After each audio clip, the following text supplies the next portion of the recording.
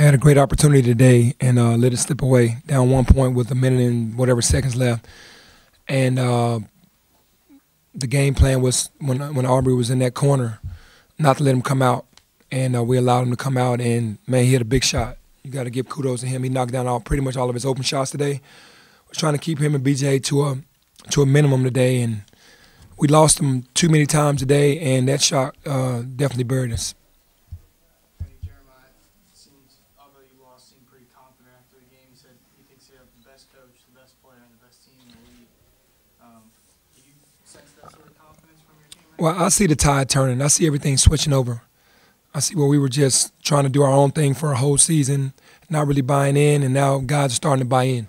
We just made some mental mistakes at the end, but we're getting better at the right time with the tournament right around the corner.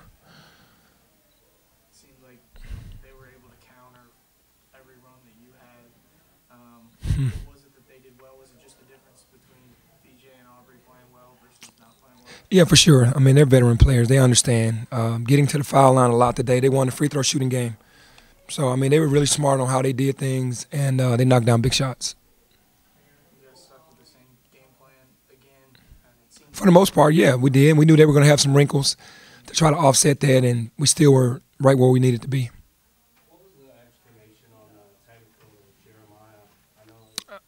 Jeremiah? He said Jeremiah cursed at the bench or said something to the bench or whatever. Do you feel at all that turned momentum at all? Oh, of course it did, but it's okay. We'll learn from it.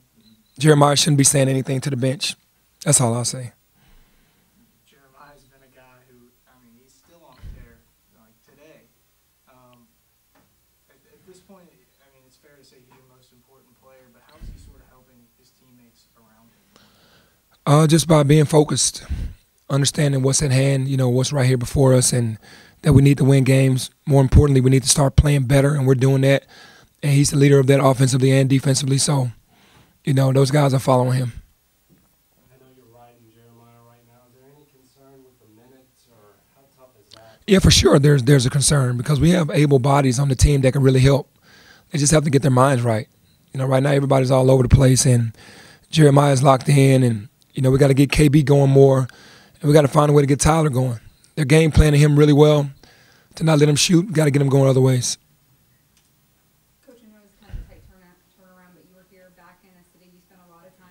Mm-hmm. Were you able to meet up with friends or be able to experience, or what memories came back? Anything?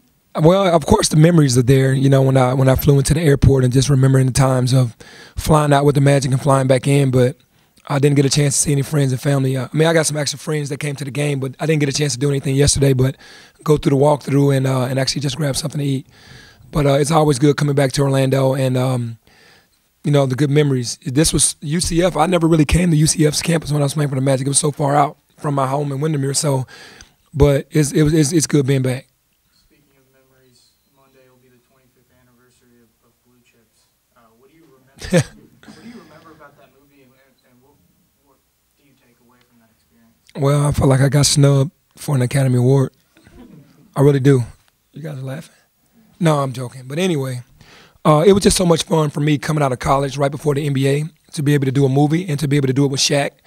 That was a large part in why I got drafted by the Orlando Magic because, Shaq and I were playing together. And I was smart enough to give him the ball every single time. Did you ever have a dream of being in a movie when you were a kid? Yeah, that's something that I've always wanted to do, and that was definitely a dream come true to do that movie. And it was a good movie, not just because I was in it. It was a great basketball movie. I really liked that they just allowed us to play basketball. Really wasn't much acting. It was just really us just playing ball. I asked James last night at his game if he's seen it. He said he'd seen it and he thought, it was a good movie and he wants to be in a movie someday too. Do you have any acting tips for your players that might eventually want to be in a movie? Everybody's different. You just have to be you.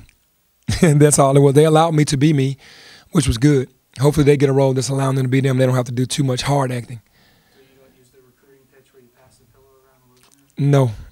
No, I haven't used that one yet. What do you make of UCF and what Coach Dawkins is building here? I have nothing but respect for Coach Dawkins and what he does. He's a first-class individual.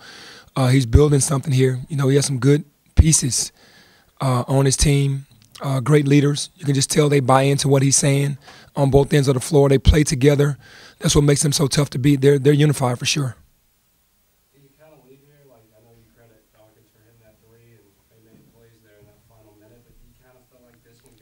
It did get away, for sure. We did enough to ourselves at the end in the last 2 minutes to cost us the game. But like I said, they made, Aubrey made a big three.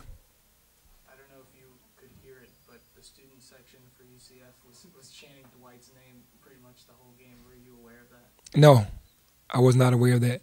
They had a little back and forth. It was pretty fun. No, I didn't hear that. I was so locked in, I didn't even hear the student section.